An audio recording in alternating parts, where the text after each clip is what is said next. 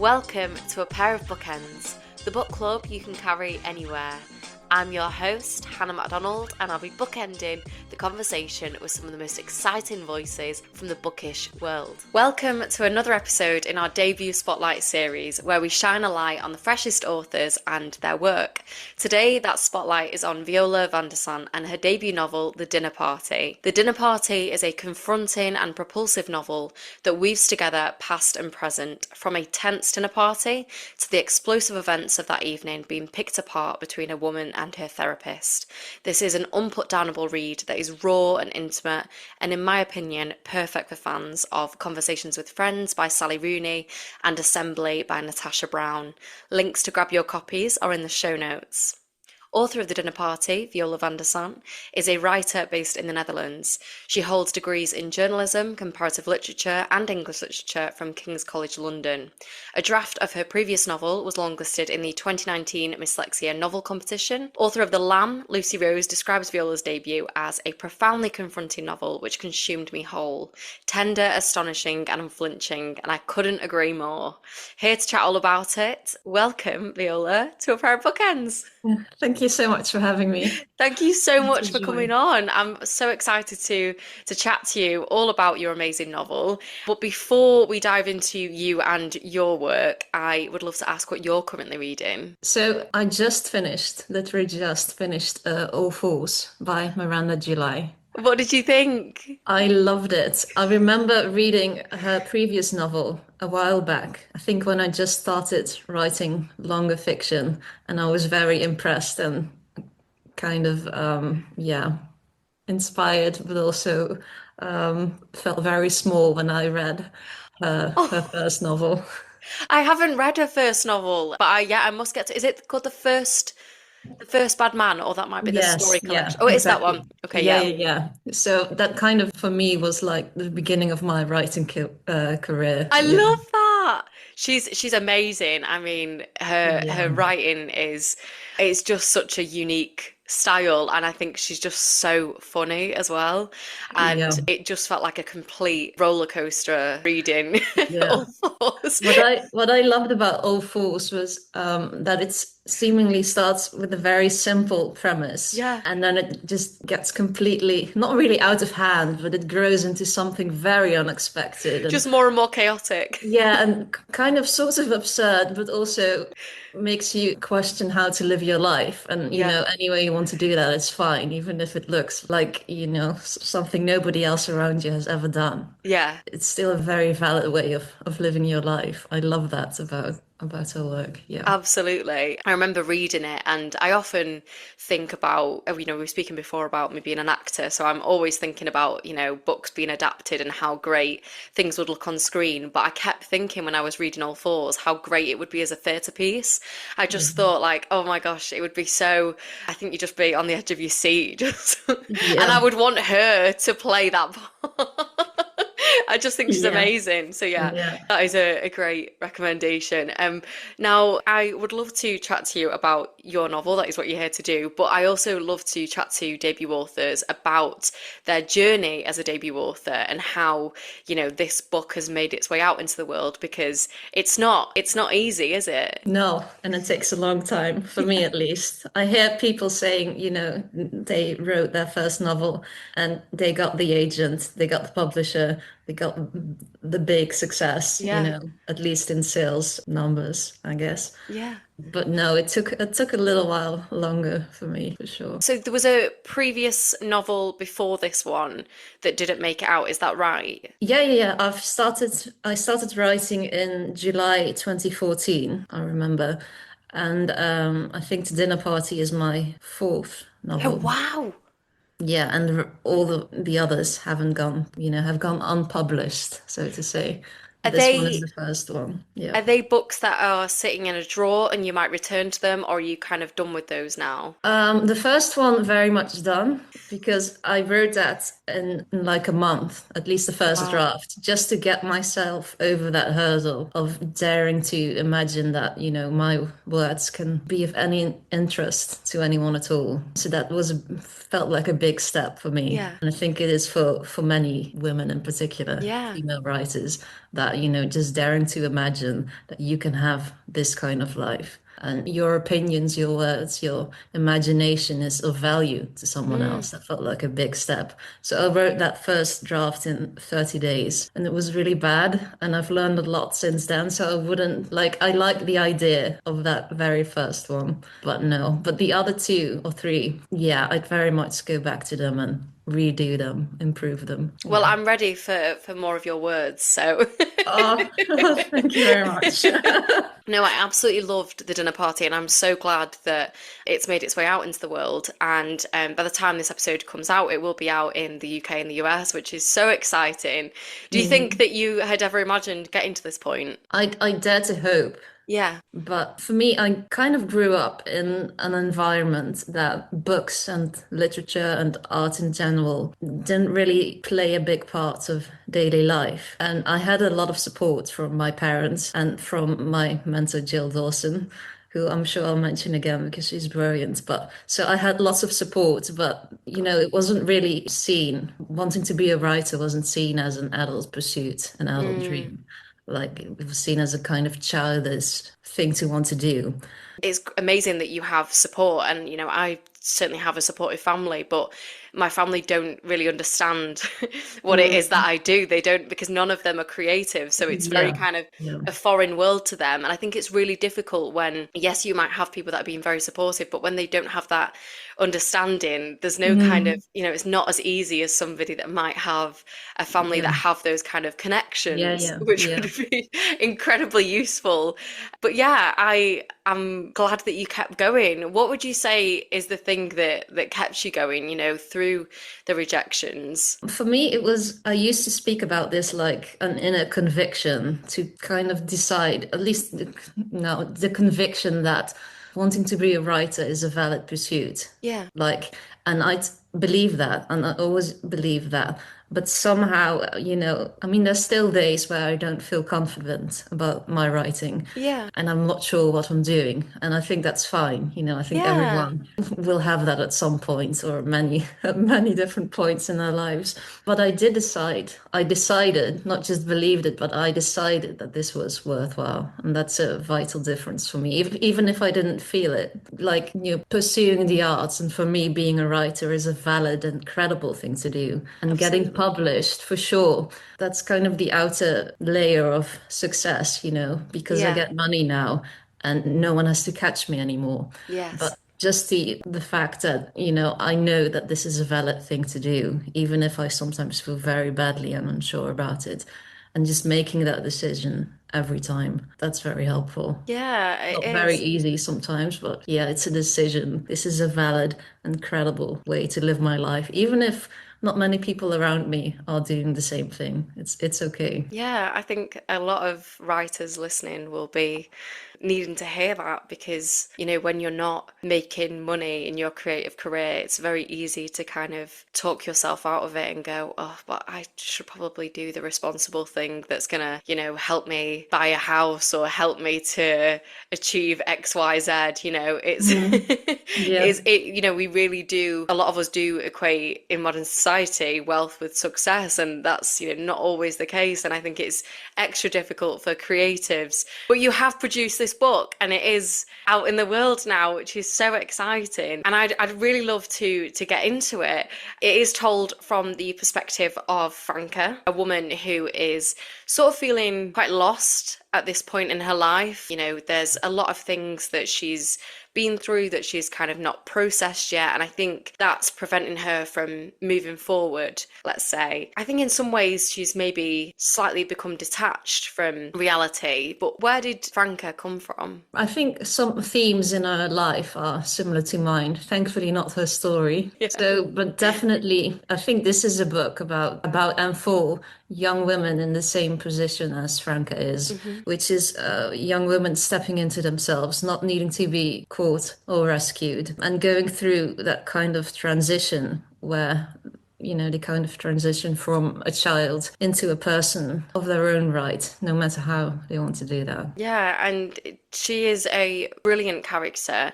And in this novel, you go between, as I said in the intro, you go between conversations between Franca and her therapist, Stella, and the events of a dinner party that Stella is encouraging Franca to write about and to kind of come to terms with what happened. What is it about a relationship between a person and a therapist that you were so eager to explore? I think it's one of the only kinds of relationships you can have where it really pays off to be entirely honest. I mean, I know that you're supposed to do that, and on certain levels, we all try to be honest with the people we love. But especially a therapist, put it all out there, otherwise it won't work. So it feels very exciting to me to put in conversations with a therapist, because also the thing about therapists is that they never answer questions directly. They just ask you more questions. Yeah. And that's kind of delicious. No, For me as a writer, yeah. yeah, it is. And I think because it's such an interesting dynamic, isn't it? Because they know so much about you, but you know next to nothing about them. Yeah, yeah. It was kind of tricky because I think that often in movies and TV, especially, conversations with a therapist are kind of made to explain Mm, and to lay out and just to tell instead of show, yeah, So there's kind of that. I didn't want them to do that. yeah. I didn't want to just explain and let someone else explain to her what she's feeling, what she's going through, or Mm. explain to the reader even what's happening, because I feel that's often a thing in TV and in movies. Yeah, definitely. I found it really interesting in the book that there are these incredibly graphic scenes that are kind of moments where, as the reader, we're unsure if what's happening is actually happening. And I think even Franca for herself at times is quite taken aback by these moments and feels like something's happened, but it's not necessarily happened. And I was really curious about, what interested you in these sort of blurred lines that she has with memory, but also with the reality that she's currently living through. Mhm. I like that the lines are blurred Yeah, and she can't tell the difference. I try to give some kind of resolution to the reader fairly quickly, yeah. not immediately, but fairly quickly. Yeah, so it's not So you're just not sat there uncertainty. panicking. Yeah, I think what she's going through is the body keeps the score. Yes. So there's certain trauma and memories and experiences, especially early in life, but Hmm. also at the beginning of that dinner party of that Yeah. evening, that can't be pushed away or kept Yes. down. Like it sort of gets stored in the body and it comes Mm. out at very inconvenient moments in very, very different ways. Like, and I think for her, it's a lot of anger, a lot of anxiety, of course, but also a lot of anger that's finally allowed to come out. Yeah. Yeah, definitely. I do want to return to some of the things that we've just spoken about. We've got to be very careful here with not giving any spoilers. But one thing that I want to ask about is there is a cat that often features in the book, and this cat, lives in the house with Franca and her partner Andrew. And Franca's feeling, a lot of kind of maybe resentment or irritation towards the cat. It's always sort of in the way. And I'd love to know what you felt that the cat represents. For me, the cat is Andrew's expectations and the kind of life he's not really sort of forced Franca into. So it's a very gendered role and a Mm, gendered life she's having. And the cat kind of represents that. Andrew bought the cat for Franca without telling her, just to keep her busy somehow. Like, yeah, this feels very, very toxic to me. It's not the cat's fault. Don't no. worry about, there's nothing wrong with cats in general. No, I was holding my cats close whilst reading this Yeah. book. It's not really about the cat. Yeah. Yeah, it's not. No. But Andrew is a really interesting character because he is more than what meets the eye. And I think, you might at times think that they've got this very kind of loving relationship, but then you kind of look a bit deeper and you're like, but is it though? And I think that's another thing about blurred lines that is really interesting to me. You might see something like him buying her a dress, let's say, as a thoughtful act, but then you look a bit deeper and you go, but is there an element of control within that act? Could you tell us a little bit about developing Andrew's character and their dynamic? Yeah, I didn't want to write villains. Yeah. I don't believe in them in general. There are exceptions for sure. Let's not start. But yeah, so Andrew for me is both charm and horror. Mm, And I think, the example you gave about the dress, I think it can be both. And I know yeah. that's a boring answer, but I No, but it's really do true. believe it's both, it's a nice gesture. It's kind of controlling, and that's not by far the most problematic No. thing he does, but it's just another example of, and I did try to put that into all my characters. Also in Frances, he's not all good or all bad. No. None of them are, I don't believe any real people are all good or No. all bad. And it kind of ties into the theme of sexual assault, which is a Yes. big theme in the book. Hmm. And it happens fairly early Yes. in the novel. And these are also blurred lines. Yeah. And, I was very conscious of doing that because well, first of all, I don't think it's helpful. I think it's very problematic to discuss sexual assault in a detailed way. Yeah. There's no value to that for me. And also because it's never entirely clear what really happened and what didn't. At least it made me think like what counts and what doesn't count as sexual assault. Hmm. And who says what counts? Yeah. And who decides that? Is that Andrew? Is that Franca? Is that the therapist, Stella? Yeah. Like who gets to say and who knows? Oh, well, I was really reluctant to bring that up because I was worried that I was going to spoil something by saying that, but I think you've spoken about it in the perfect way because you've not really spoilt it there.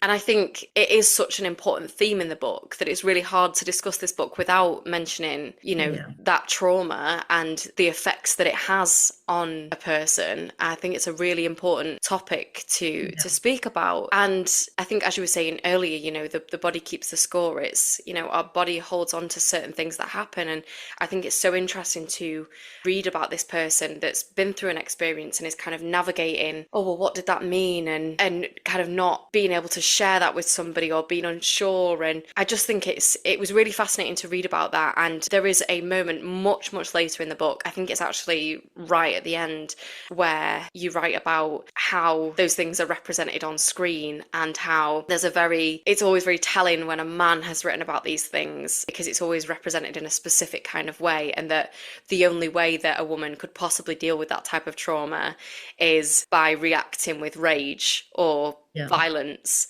And actually, that's not a universal reaction to that act. Could you No. tell us a little bit about that? We're going to have to be careful with spoilers, but Yeah, this is very annoying to me yeah, that you see in so many, I don't know about books, but at least for sure in TV and movies, definitely.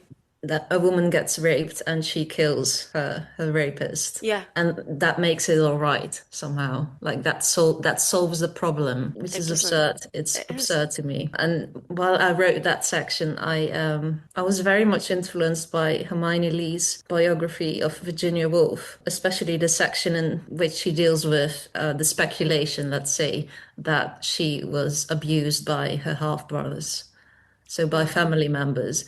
And we don't really know what happened. And Hmm. it's a very long time ago. And the accounts are murky, of course.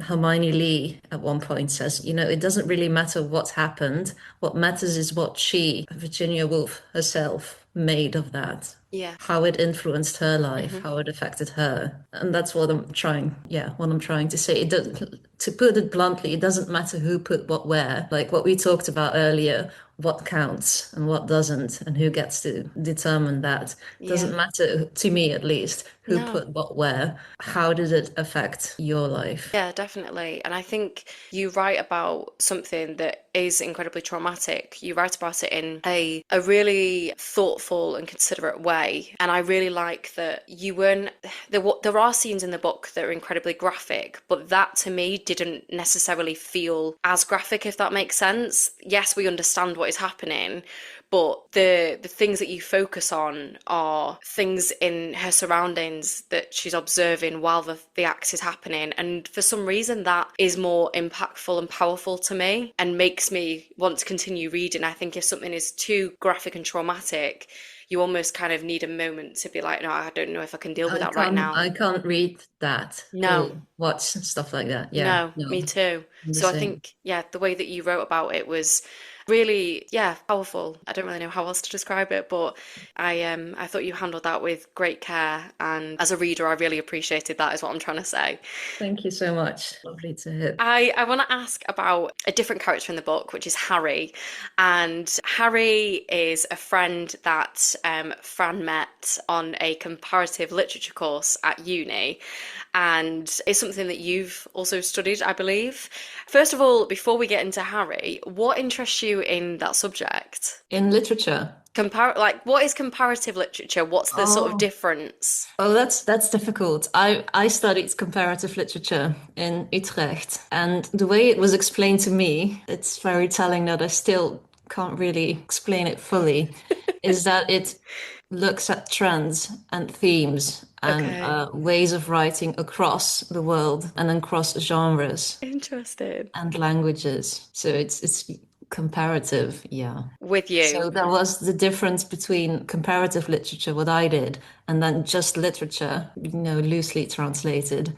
That was Dutch literature in Right, okay. Utrecht, like just Dutch and much more linguistic in focus, I think. Okay. Very, much more international. Yeah. Yeah, I've never heard of comparative literature, but I just don't know if that's because I didn't specifically study it, so maybe I, haven't come across it before. But it was Yeah. really interesting hearing them speak about it and hear other people react to their chosen subject was very relatable as somebody that has been in the arts, other people thinking, as we said before, that it's not considered a real job. It's not an adult pursuit. It's Yeah, not an very adult pursuit. much. Yeah. That's exactly it. But on Harry, what do you think it is that keeps Harry and Franca tethered to one another? It's a big question.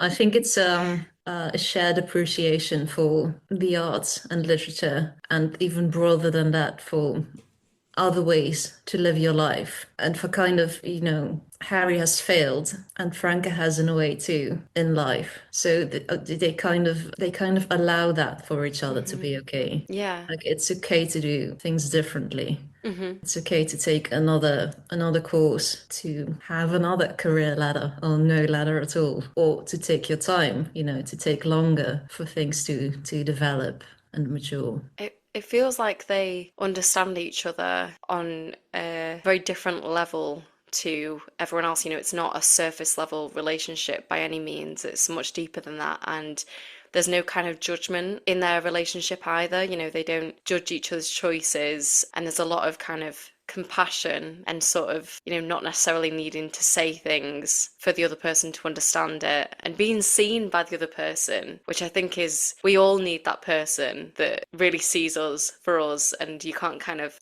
hide when you have somebody like that, can you? I think they kind of both know that they don't have all the answers and they don't know how life is to be lived. Hmm. And I think someone like Andrew, especially, is very sure of the proper way to live life. And both Harry and Franca both realize that that's not necessarily true, and they No. see that in each other. Yeah. Definitely.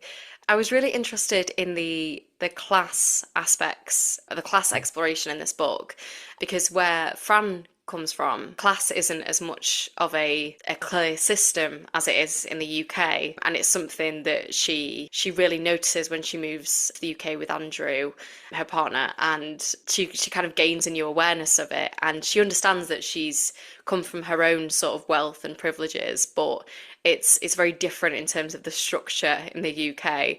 And I think she maybe has more awareness than Andrew and his colleagues who are actually from much more privileged backgrounds. Would you agree? Yeah, I'd add that all of them are very privileged Yeah. in certain ways and in very important ways. And to be clear, the Netherlands very much is also based on class. It Oh, just, okay. yeah, yeah, we're not like the equal society. That's that's a mirage. We like to say, especially to people from other countries, oh, we're very egalitarian, sorry.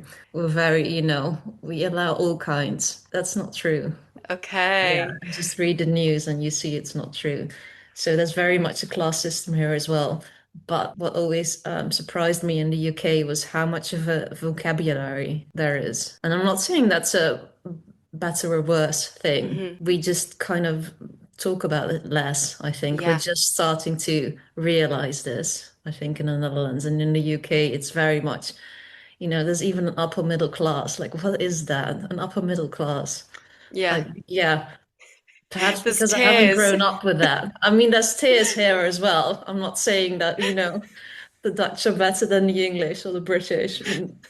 Not at all, but there's much more of a ranking Levels to it. somehow. Yeah. Yeah. That's at least that's there's more of a ranking that's pronounced. Yeah, it's crazy because I'm working class, but then there's people that are sort of lower working class, and then there's people that are kind of working class, but then they're edging towards middle class, and then yeah, there's levels in. Exactly. It's so confusing. Exactly. I once heard, I think a few months ago, a podcast, I think from The Guardian. It was with a journalist at The Guardian, and he'd grown up, I think, in a lower class family. But then his mum had remarried, I think, Yeah, and her husband was middle class, upper class. And then he writes for The Guardian. So that's also another. yeah. So, and he taught basically, I'm sorry if I got any of the details wrong, but basically he was saying that I don't know what class I'm in. It gave him some problems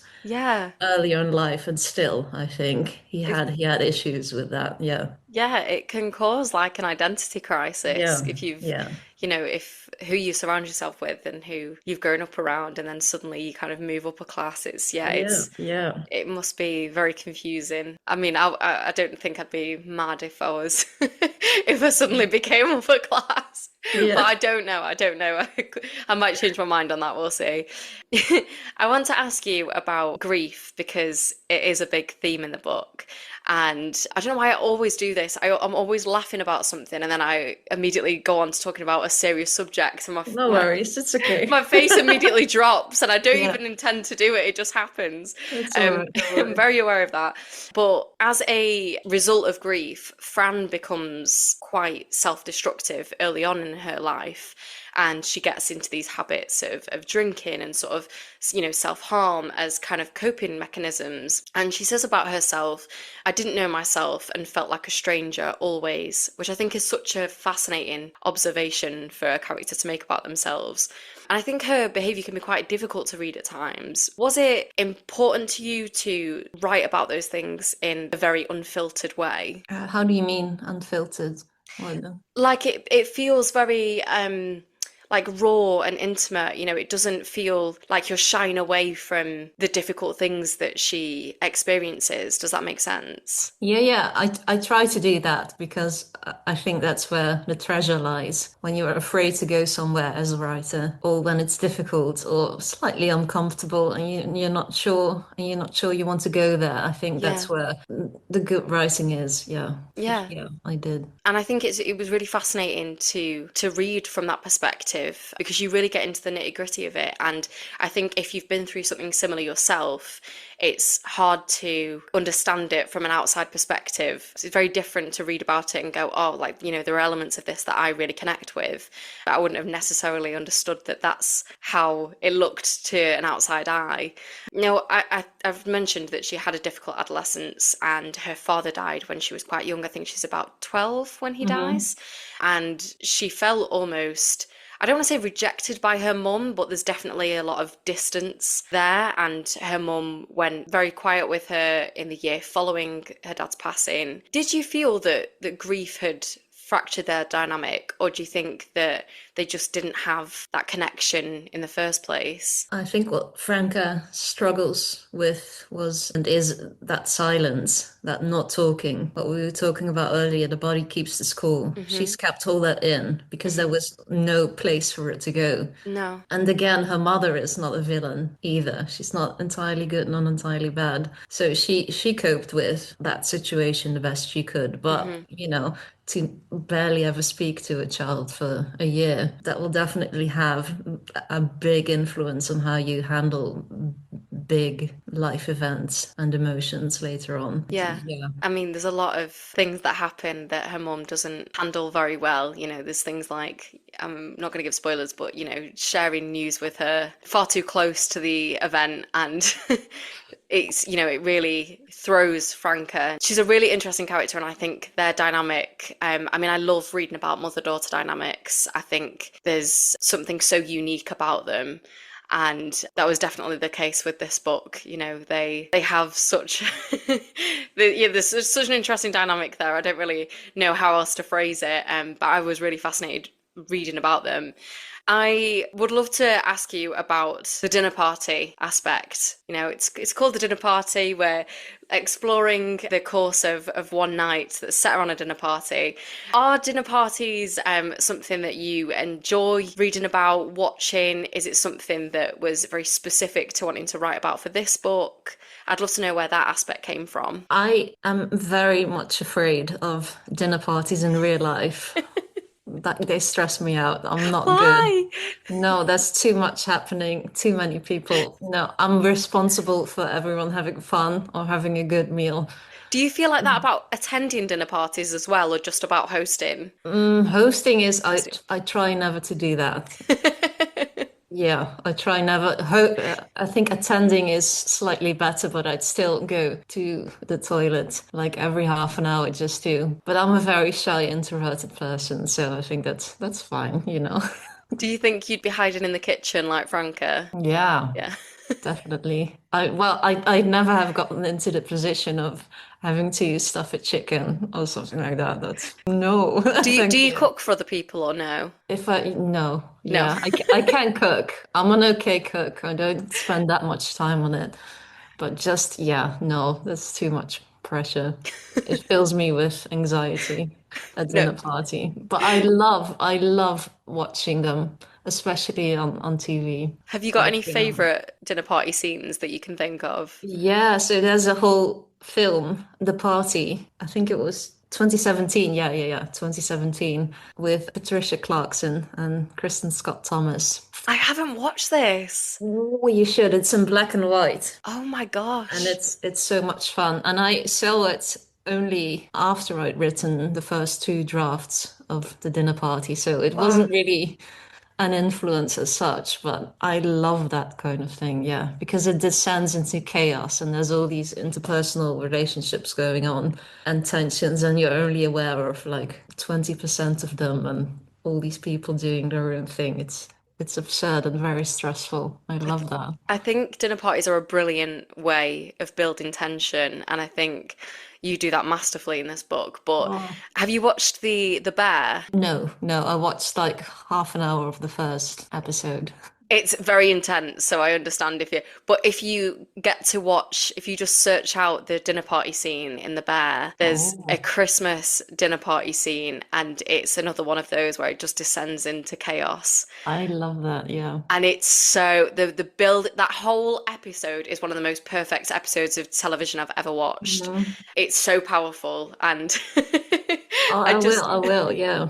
so I feel the same way about Fleabag. I think it's the yes, first episode of the second series, and that just delights me, especially how it ends so when they're good. both bleeding. That's just, I don't know why I love that. I wouldn't, yeah, I would be very anxious in real life, but like in art, I had completely I forgotten about love that it. one, but that is an incredible scene. You're right. Yeah. I absolutely love that. And I really love, I always forget that Olivia Colman was in Fleabag, and she's such a great It's character so in it. awful, yeah. So good, honestly. Yeah. It's one of my favorite roles I've seen her in, and I always forget that because it's so different to who she is in real life. Yeah. Yeah. It's so funny to watch her in that. Before I finish off by asking you for a recommendation, Viola, I would love to know what is next for you. So I have written the next one, but I'm not sure I want it to be the published next one. Oh, okay. Because it's a tricky story, and I think I really like it, and I think it asks important questions and tries to answer them, but I'm not sure it's the right one for various reasons. So I'm sorry for slightly, yeah, a letdown of an answer, but No, not at all. I'm yeah, I'm excited for whatever comes next from you. thank you. But hopefully there'll be something at some point that we can look forward to. I'd like to keep doing this as long as I can, for sure. I It's would like you never a to keep doing given. this. I would also Great. love somebody to adapt the dinner party. I'd love to see this on screen. And I think as an actor, it would be Franca would be a dream role. I think she's Oh, such a thank great you. character. So yeah, you've written an incredible character there. For our listeners, The Dinner Party is out now in the UK and the US. I will be popping links in the show notes to grab yourselves a copy. But before I let you go, Viola, I do like to finish by asking for a recommendation. So what would you like to recommend to the listeners? I'd like to recommend The Dry Heart by Natalia Ginsburg. Yes. I've only read one of Natalia Ginsburg, but that's not the one I've read. I can't remember what it's Oh, called. it's very sparse and very concentrated and stylistic, I guess is the word, which is something I would aspire to write very much. I love that. Yeah, I love her style. Yeah, She's a it's a fantastic whole one. writer. I'd love to read in Italian if I could, but can't read Italian. No, me too. It's such a gorgeous language. I'd love to be able to speak it. Yeah, yeah. But yeah, thank you so much for coming on A Pair of Bookends. Thank you for having me. It's a joy. Thank you. And where can the listeners find you online, if anywhere? I am on Instagram, Viola Amazing. van der Zandt. So my Amazing. whole name. Yeah. Perfect. So, listeners, go give Viola a follow, go buy her book. And if you enjoyed this episode, please don't forget to rate, review, and subscribe. And if you want to follow us, you can find us for more content over on Patreon and for the rest of the time over on Instagram at A Pair of Bookends Pod and on Twitter and TikTok at A Pair of Bookends. That is all we've got time for. Thank you so much for listening and goodbye.